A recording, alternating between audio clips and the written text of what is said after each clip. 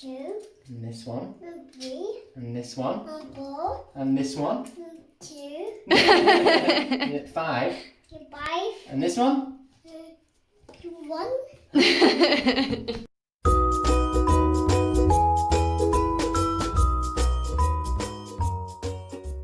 Hello and welcome back to my channel. I'm up and on it this morning. As you can tell from the title, I'm going to be talking about what is in my changing bag, what you need in your changing bag. If you like the video, please do leave a like, and if you want to see anything more from me, then please do subscribe as well. Let's get straight to it. The first thing, what have you got? Okay, so the first thing we've got is my hand cream. This isn't for the kids, this is for me. But Elizabeth does like to have a drop of hand cream every now and again. She likes to copy mummy. So the next one is nappy bags. I don't use nappy bags in the house. I only ever use nappy bags when we're out the house. Obviously, if you've changed a dirty nappy and you put a bare, dirty nappy back into the bag, you will get a stank wall when you next open the bag. So a nappy bag is actually really useful to try and help the situation. It doesn't fully cover the smell though. Oh, that one. Oh, thank you. Okay, so we've got 2 creams. Let me just show you the creams. These are my favourite creams. Obviously, everyone gets Sudocrem. We all know what Sudocrem is.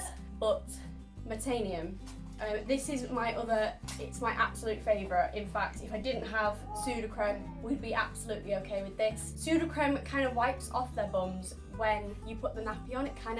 It comes straight off onto the nappy. Whereas this sticks to the bum and it does not come off. So it's a really good barrier cream and it really, really works. Like, I apply this once and it's gone by the next time. But it's also really useful to have a little travel size pots of things, because carrying around a big nappy bag, it can get heavy. You've got lots that you need to take with you. You've got the baby's things, the toddler's things, your own things in there. So travel sized items just help lift the load a little bit. Keys. Okay, so again, for me, you always have to think about the fact that it's not just the kids' things that are going to be in the bag, because you're not going to want to carry around a changing bag and your own bag unless you are prepared to carry around 2 bags with you, which is not very practical. So I've got a lot of little pockets in the bag for little things like this so they don't get lost. A bag with pockets is just... Oh! Okay, so I didn't put this one in there. Elizabeth did, but it's a good point actually. Having a couple of toys in there for each of them, whether it's the toddler, whether it's the baby, that's pretty useful as well. Okay, nappies. Big nappies. So nappies. I obviously have 2 size nappies, and again I make sure the bag that I picked has 2 separate compartments for these nappies, or I just know when it comes to changing one of their bums, I'm going to keep pulling out the wrong nappy. So I have a section on either side of the bag, and each size nappy goes in its corresponding side of the bag. Then this way I know where each of their nappies are. I also try and keep that child's other items on that side of the bag as well. So Penelope's nappies are on this side of the bag. I then have Penelope's clothes and everything else on this side. So it's just easier to find things. Oh, a hat. That's a good one. So a hat. If it is summertime, obviously you are going to want a hat for both children and sun cream as well. I don't actually have sun cream in the bag right now. I personally use a roll-on sun cream. It's just easier to get into all the nooks and crannies, and you just roll it on and then you just rub it in a little bit.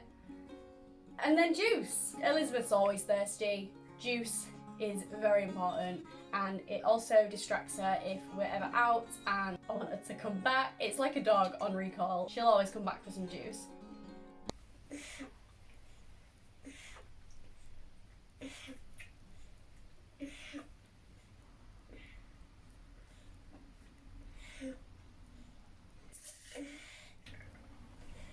So then we have a changing mat. So this is a little portable changing mat. Came with the bag actually. I'll leave a link to I'll leave a link to the bag that I actually bought. It was off Amazon. It was quite like normal range price. It wasn't expensive or anything. And I'm so happy with this purchase. Ooh. Knickers for our potty training toddler. That one doesn't need any explanation. Obviously you're gonna need knickers, yeah.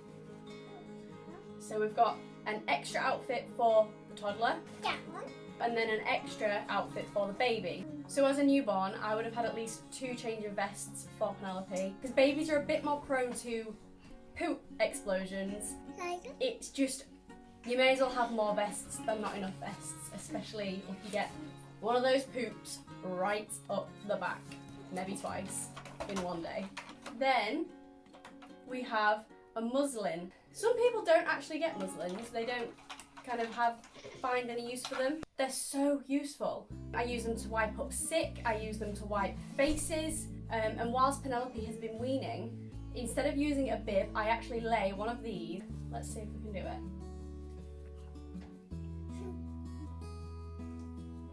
I tuck it in like this, and then tuck it round, and then it's covering everything, which is so useful because bibs don't do anything. Even the ones with like a catchy bit on the bottom don't catch anything. Like nobody, if you're eating and food falls out your mouth, it's not gonna go like, bleh, like down you, does it? It goes like ow, not bleh. It's not gonna fall into that like little cup that's here. So they never catch anything. This catches everything, and then I just scoop it all up and bits all go in the bin and it goes in the wash. Where's Penelope gone? Where's she gone? There she is! Oh, nice strokes. Not, that's it. Not in their eyes. Where's she gone? Oh, there she is!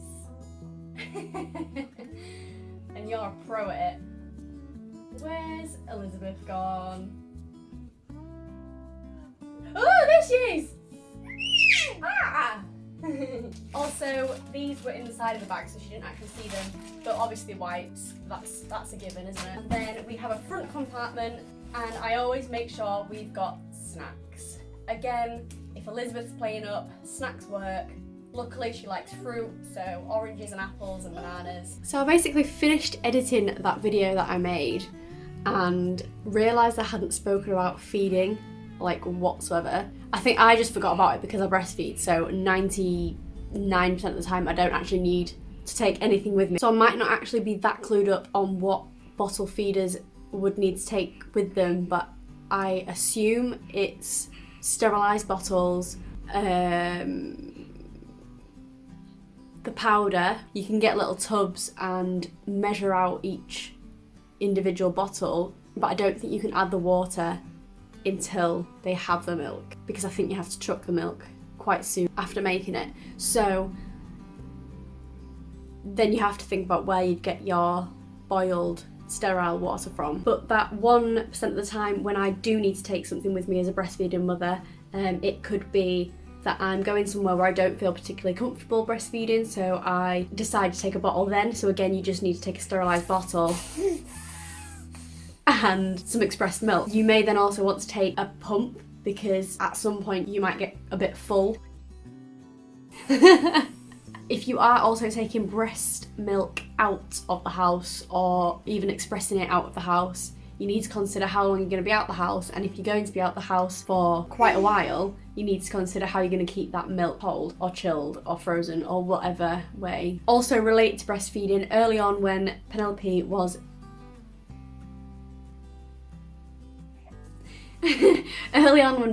a newborn, I would also have breast pads packed into the bag. You can get disposable ones. Alright, sorry, I'm boring you. You can get disposable breast pads and you can get washable ones. I use washable ones, and I just always had a couple in the bag in case I leaked or needed to change the ones I had on. Yeah, so I think that is actually it now. So I'll just get back to the video and just say bye on the other video. So if you enjoyed this video, please give it a big thumbs up, and if you want to see anything more from me, then please do subscribe as well. Thank you. Yeah.